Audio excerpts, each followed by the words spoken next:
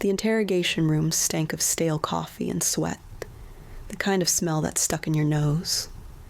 The fluorescent lights buzzed and flickered, throwing shadows on the concrete walls. Detective Harris sat across from the suspect, Vincent Devereaux, his beefy arms crossed, resting on his gut. Vincent, handcuffed to the metal table, had blonde hair pushed to the side and dark green eyes that didn't blink. Blood stained his ripped white t-shirt and dark green jacket. They'd hauled him in after finding him hiding in a warehouse, near the location of a body that was torn to shreds. The precinct outside was alive. Cops yelling about the bust, cheering and joking with each other. But in here, Vincent's silence, going on 2 hours now, sucked the life out of the room. Detective Mills, less experienced than Detective Harris, who was about 20 years his senior, sat there with his notepad blank. They wanted Vincent to spill about a string of murders across the state, bodies ripped to pieces with no explanation, just talk of a killer on the loose. Harris had seen plenty of creeps, but Vincent was different. It wasn't just how gruesome the murders were, or the possibility of cannibalism in each case. It was how he sat, still as a statue, silent as a mouse, and even though the room felt like it was 80 degrees, not a single drop of sweat, his skin almost glowed under the flickering lights, and his dark green eyes stared straight ahead, like he was looking right through them. Come on, Devereaux! Harris barked, slamming a thick folder of crime scene photos on the table. The thud echoed, making Mills flinch. Boy, did we get you. Poor guy. Ripped apart. His blood all over you. You're done for. Why don't you tell me about the others, huh? Charleston? Greenville? All the same. Vincent didn't move, didn't even glance at the pictures of the bodies. His eyes stayed locked on some spot past the wall, like he was somewhere else. Mills shifted, his chair squeaking. Something about Vincent felt off. Maybe he was the psycho they were looking for. Mills tried to break the silence. Vincent, just talk to us. Why were you there? Whose blood is on your shirt? The silence dragged on, heavy until finally, after 2 hours, Vincent moved, tilting his head just a bit. What time is it, detective? He asked, his voice low and smooth, eerily calm for a guy in his situation. Harris laughed, checking his watch. What? You got a hot date or something? It's almost dinner time. And I'm getting hungry. Now talk.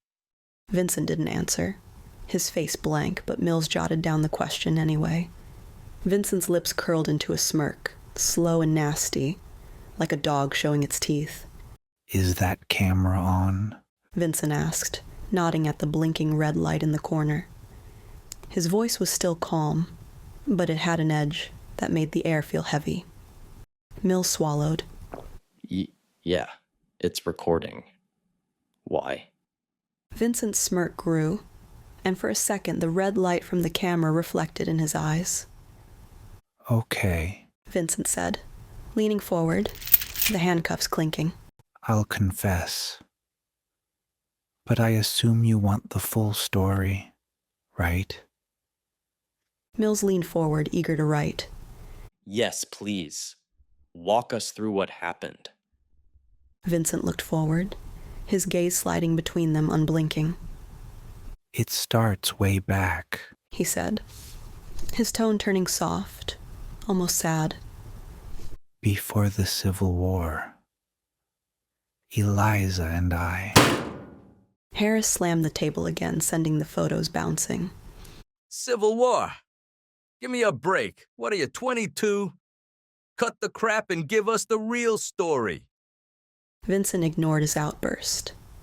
Eliza was my everything, he went on, his eyes far off now, like he was seeing a different world. We had a farmhouse that her father bought for us when we got married. It was enough just for the two of us, but we talked about starting a family together one day. He stopped, his face tightening, and for a second, you could almost see pain in his eyes. Mills scribbled a note with confusion on his face. Harris leaned closer. Enough stories. We got bodies stacking up. Look at these pictures. This was you. All torn to shreds like the one we caught you with.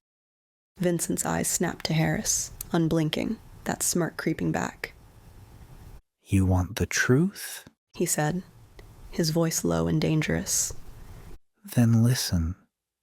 Mills felt a chill, like the room got colder, and as he started talking about a life that couldn't exist, Mills had the feeling they were in for a long day.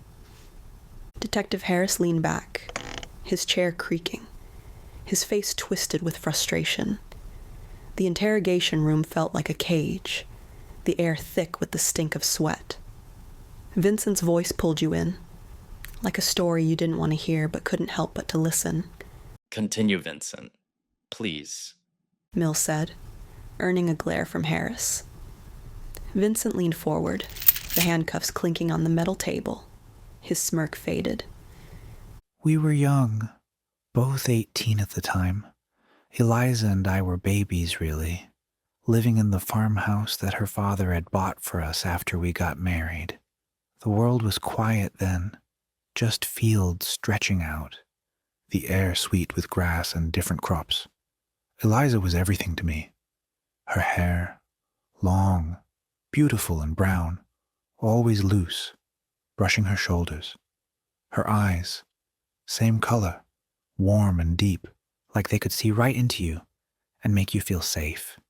We'd sit on the porch swing, her hand in mine, her head on my shoulder, talking about a life we'd build. Kids, maybe 3, running through the fields, laughing. She'd tease me, say I'd make a terrible farmer, but a great dad. We'd stay up late, looking at the stars, planning a nursery, picking names. I can still see her smile, the way it lit up the dark. It was perfect. We didn't have much, but we had each other. Then the war started creeping in. Whispers of fighting, of states splitting apart. Eliza didn't want me to go. Her eyes wet, grabbing my shirt like she could keep me there. Don't leave me, she'd say, her voice breaking. But I thought I had to protect what we had. I promised I'd come back, swore it on her ring. He pointed to the golden ring on his finger. By 1864, I was at Cold Harbor, Virginia, just another soldier in the blood and smoke. I must have stuck my head up a bit too high because I felt a sharp pain in my neck. I fell back and laid there as 2 people dragged me back to camp by my collar. It took me a while before I realized, but I was dying. A bullet went straight through my neck. As I was being dragged through the mud, all the noises had drowned out. I was looking up and took the time to notice how blue the sky was. For a moment, I felt peace, but as the sky faded from blue to black, I was filled with fear, the fear that I would never see Eliza again. I shot up and reached for my neck. I was back at camp, in the tent, all patched up, feeling stronger than I should have. Someone said a medic, a woman, saved me in the chaos. I didn't ever see her, but I wanted to thank her for giving me a second chance at life. To me, she was like an angel sent from heaven. I was done with the war. I just wanted to get home. I couldn't sleep at night. I couldn't even eat. Food didn't taste right to me anymore. I just needed Eliza. I made it back home. Late 1864. I showed up at our farmhouse on the verge of tears, thankful that I made it back. Eliza ran to me, her hair flying, her eyes shining with tears. We held each other like we'd break if we let go, and my tears finally came running down onto her shoulders. The farmhouse was the same. Our porch, our bed, our dreams. We talked about kids again, picking up where we left off. The next night, we joked about starting a family right away. But looking at her, there was nothing more that I wanted than to start right then and there. As we started a fire, I laid her down on the bed and started touching her. Her skin as soft as her lips, and as warm as the fire behind us. I started kissing on her neck, hearing her moans echo in my ear. In an instant, the feeling of my lips on her neck turned into the feeling of my teeth on her bone. Her moans quickly turned into screams. Have you ever tasted blood, detective? I would compare it to honey. It's thick, warm, sweet, unlike anything you've tasted before. I couldn't stop. I tore into her. I had no control over my actions. My Eliza, I heard her screaming, begging me to stop. But I couldn't control myself until she was gone, limp in my arms. I screamed, begged her to come back, but she was gone. I tried to end it. Hanged myself in the barn, drowned myself in the creek, used my own rifle to shoot myself in the mouth. Nothing worked. I couldn't die, no matter how many times I tried.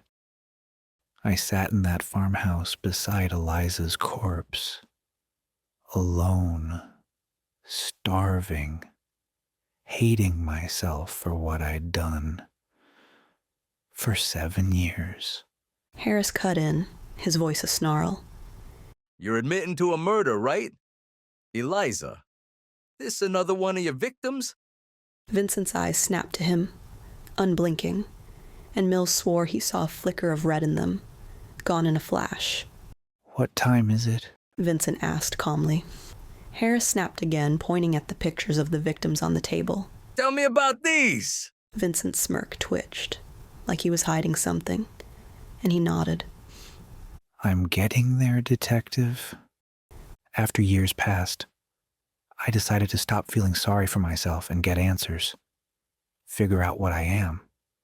I made my way down to New Orleans, where I learned about vampires, witches, and other legends that you, Detective Harris, would call fairy tales.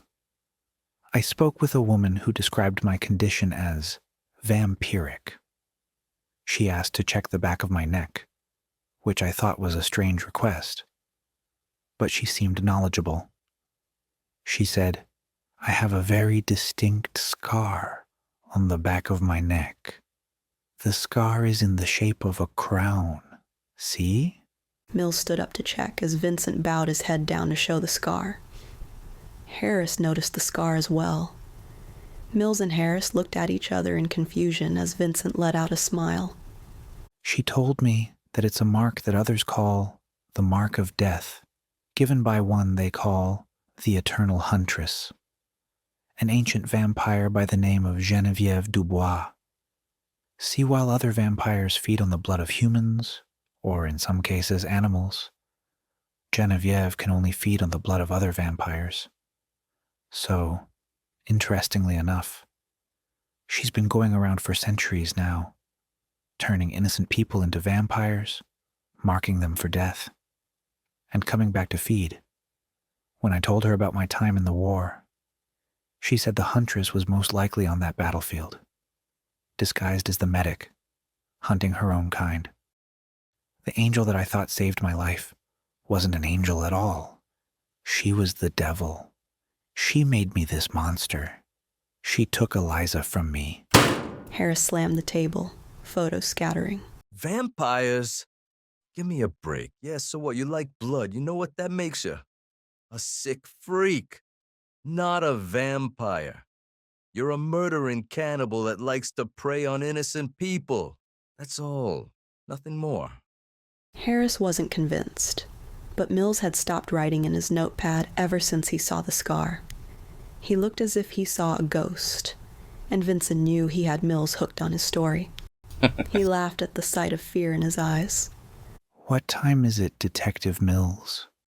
As Mills checked his phone for the time, Harris quickly interrupted. Time for you to start telling me something real, Devereaux. If you think for a second that I'm going to believe some fairy tale that you're some immortal being that can't be killed, then you're even crazier than I thought. Vincent smiled, his fangs showing now. After I found out I had been marked for death, I decided I wasn't going to sit around and wait to be hunted. So, I went out to hunt her. New Orleans in the 1880s was filled with dark corners and shadows, perfect for hiding. I'd stalk the streets, feeding on drunks or thieves to keep me going. Their blood, keeping me sharp. I heard she'd been in the area, but she was always one step ahead, slipping away like smoke. It's easier than you think to hunt down a vampire hunter. Just follow the trail of dead vampires. Vincent chuckled. I hunted for years, and each dead vampire, sure enough, had the same mark as me. I followed the trail to Chicago in the 1920s.